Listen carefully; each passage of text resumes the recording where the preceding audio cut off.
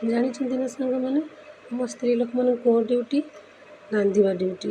କ'ଣ ରାନ୍ଧି ଖାଇବାକୁ ଦେବେ ସେମାନଙ୍କର ସେଇ ଚିନ୍ତା ଥାଏ। ପୁଣି ଆଜି ସୋମବାର, କ'ଣ କରିବି କ'ଣ ନାହିଁ ମନେ ମନେ ଭାବିଲି ବସିକି କ'ଣ ତରକାରୀ ଆଜି କରିବି। ଭାବିଲି ଯାଉଛି ଆଜି ଗୋଟେ ଖଟା କରିବି, ଆମ୍ବୁଲ ଦେଇ ଗୋଟେ ଖଟା କରିବି କ'ଣ ଦରକାର କ'ଣ ନାହିଁ ମନେ ଭାବିଲି। ହଁ ତ କ'ଣ ଭାବୁଛି, ଆମ ବାଡ଼ିରେ ତ ଭେଣ୍ଡି ଗଛ ମୁଁ ନିଜେ ଲଗେଇଥିଲି। ଯାଉଛି ଏଇଟା ଭେଣ୍ଡି ଆଣିବି, ଭେଣ୍ଡି ଆଣିକି ତାକୁ ବାଡ଼ି ତ ଭେଣ୍ଡି ଆଣିଲି ଖାଲି ତ ଭେଣ୍ଡି ଦେଇ ରସା କରିହେବନି, ତେଣୁ ତାକୁ କ'ଣ କରିବି ନା ମାରିଷ ବାଡ଼ିରେ ଆମର ହେଇଥିଲା, ତେଣୁ ମାରିଷ ଖଡ଼ା ଗୋଟେ ଆଣିଲି। ତାକୁ ମାରିଷ ଖଡ଼ା ଦେଇକି ଖଟା କଲେ ବହୁତ ଭଲ ଲାଗେ, ନିରାମିଷ ଖଟା। ତେଣୁ ମାରିଷ, ବିଲାତି ଆଉ ବାଡ଼ିରେ ଭେଣ୍ଡି, ଗୋଟେ ବାଇଗଣ ହେଇଥିଲା, ଆଳୁ ଦେଇକି ଗୋଟେ ଖଟା କରି ଭାବିଲି। ତେଣୁ ତାକୁ ମାରିଷ ଖାଡ଼ିକି ପତ୍ର ସବୁ ମଞ୍ଜି ହେଇଯାଇଥିଲା, ତାକୁ ସଫା କରିଦେଲି।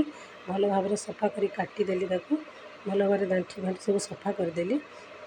ସଫା କରିଲା ପରେ ତାକୁ କାଟିଦେଲି, କାଟିକି ତାକୁ ପାଣିରେ କାଟିକି ପକାଇଦେଲି। ଏଇ ଭେଣ୍ଡି ରସା, ଖଟା ଆମ୍ବୁଲ ରସା ଏଇଟା ମୋ ସ୍ୱାମୀକି ବହୁତ ପସନ୍ଦ। ତେଣୁ ସେ ବହୁତ କିଛି କର ନ କର ସେ ସେଇ ତରକାରୀକୁ ବହୁତ ପସନ୍ଦ କରନ୍ତି। ମୁଁ ତାକୁ କାଟିକି ସଫା କରି ରଖିଦେଲି। ତା'ପରେ ଆଳୁ ନେଲି, ଆଳୁକୁ ମୁଁ ଗୋଟେ ଛୋଟ ଆଳୁ ନେଇଛି, ତାକୁ ଆଳୁକୁ ଛଡ଼େଇ ଦେଲି, ଚୋପା ଛଡ଼େଇ ଦେଲି। ଚୋପା ଛଡ଼େଇକି କ'ଣ କଲି ନା ତାକୁ ଯେମିତି ଝୋଳ କରାଯାଏ ସେମିତି ଭାବରେ ତାକୁ କାଟିଦେଲି। କାଟିକି ସେ ପାଣିରେ ପକାଇଦେଲି। ପାଣିରେ ପକାଇଦେଲା ପରେ ତା'ର ଭେଣ୍ଡି ଗୁଡ଼ାକ ଆଣିଲି, ଭେଣ୍ଡି ଗୁଡ଼ାକ ପ୍ରଥମେ ଧୋଇଦେଲି। ଭେଣ୍ଡି ଗୁଡ଼ାକ ଧୋଇଦେଲେ କିସ ହେବ ନା ସାଙ୍ଗମାନେ, ତାକୁ ନାଳ ଅଂଶଟା ରୁହେନି। ଭେଣ୍ଡି ଆଗେ ପ୍ରଥମେ ଧୋଇକି କାଟିଲେ ଭଲ। ଚୁନି ଚୁନି କରି କାଟିଦେଲି, କାଟିକି ତାକୁ ଭଲ ଭାବରେ କାଟିକି ତାକୁ ତାଟିଆରେ ରଖିଦେଲି। ଚୁନି ଚୁନି କରି କାଟିଦେଲି।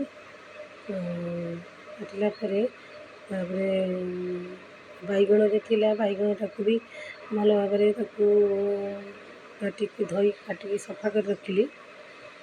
ତା'ପରେ ବିଲାତି ଆଣିଲି, ବିଲାତିକୁ ଭଲ ଭାବରେ ତାକୁ ବି ଚୁନି ଚୁନି କରି କାଟିଦେଲି। ତାକୁ କାଟିଲା ପରେ ତା'ପରେ କ'ଣ କଲି ନା ତାକୁ ସଜେଇକି ସବୁ ରଖିଦେଲି। ଏଇ ଦେଖନ୍ତୁ ବିଲାତି, ବାଇଗଣ, ଭେଣ୍ଡି ଆଉ ମାରିଷ ଖଡ଼ା ସବୁ ସଜେଇକି ରଖିଲା ପରେ ଭାବିଲି କ'ଣ କରିବି। ଆଉ ଚୁଲିରେ ଆଜି ରାନ୍ଧିବି, ଆଜି ମେଘ ପାଗଟା ହେଇଛି, ଯାଉଛି ଚୁଲିରେ ରାନ୍ଧିବି। ଚୁଲିରେ କି ତ ବର୍ଷା ହୋଇଥିଲା, ଢାଙ୍କି ଦେଇଥିଲି, ତଥାପି ବର୍ଷାରେ ଭିଜି ଯାଇଛି, ଚୁଲିର ଅବସ୍ଥା କିଛି ନାହିଁ। କାଳେ ଜଳିବ ନ ଜଳିବ ସେଇ ଟେନସନ୍ ବି ଥିଲି। ତଥାପି ତାକୁ ଚେଷ୍ଟା କଲି, ମୁଁ ଦେଖେ ଜଳୁଛି କି ନାହିଁ, ଯଦି ଜଳିଯାଏ ଭଗବାନଙ୍କ ଦ୍ୱାରା ତା'ପରେ ଚୁଲି ଲଗେଇଲି, ଲାଗି ବି ଗଲା, ଜଳିଲା, ଲାଗି ବି ଗଲା। ତା'ପରେ ଟିକେ ଟିକେ ବି ଧୂଆଁ ହେଉଥିଲା, ଜଳୁଥିଲା ଟିକେ ଟିକେ ତ ଧୂଆଁ ହେଉଥିଲା, ତଥାପି କଷ୍ଟମଷ୍ଟେ ଜଳିଗଲା। ଆଉ ପ୍ରଭୁଙ୍କୁ ଡାକିଲି ଜଳିଯାଉ ଜଳିଯାଉ। ଆଉ ତାକୁ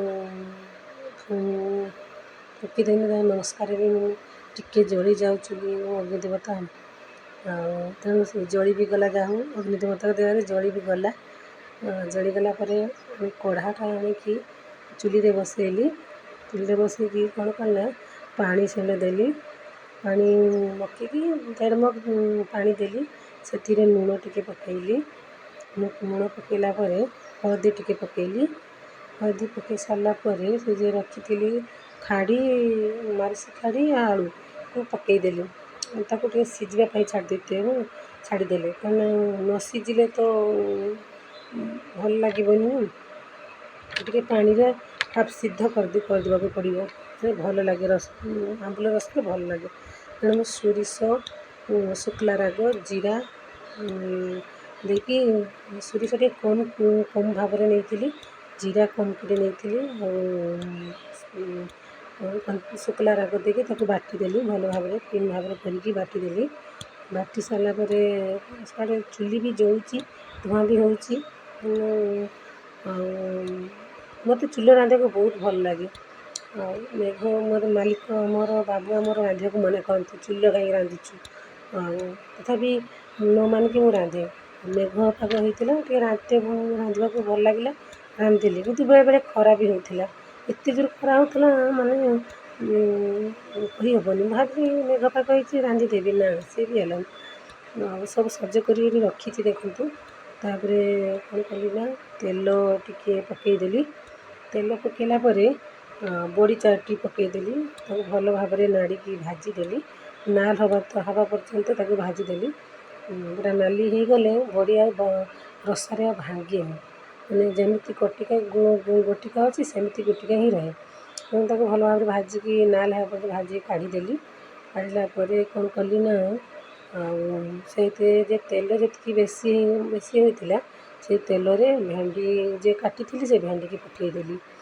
ଭେଣ୍ଡି ପକାଇ ସାରିଲା ପରେ ଟିକେ ଲୁଣ ପକାଇଦେଲି। ଲୁଣ ପକାଇ ଟିକେ ନାଡ଼ି ଆଣିଲି, ତା ନାଳ ଅଂଶଟା ରହିନି। ଟିକେ ହାଲକା ଟିକେ ଭାଜି ଆଣିଥିଲି ତେଲରେ, ମାନେ ଭାଜି ଆଣିକି ସେ ଯେ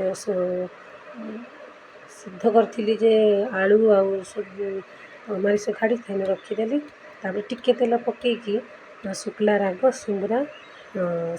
ଛିଡ଼ା ଆଉ ସୁନ୍ଦରା ପକାଇକି ଟିକେ ନାଡ଼ି ଦେଲି। ନାଡ଼ିଲା ପରେ ବିଲାତି ପକାଇଦେଲି। ବିଲାତି ଟିକେ ନାଡ଼ି ଦେଲି। ନାଡ଼ି ଦେଲା ପରେ ସେ ଟିକେ ସିଦ୍ଧ ହେବା ପାଇଁ ଟିକେ ଛାଡ଼ିଦେଲି। ସିଦ୍ଧ ହେଇଗଲା ଦେଖନ୍ତୁ।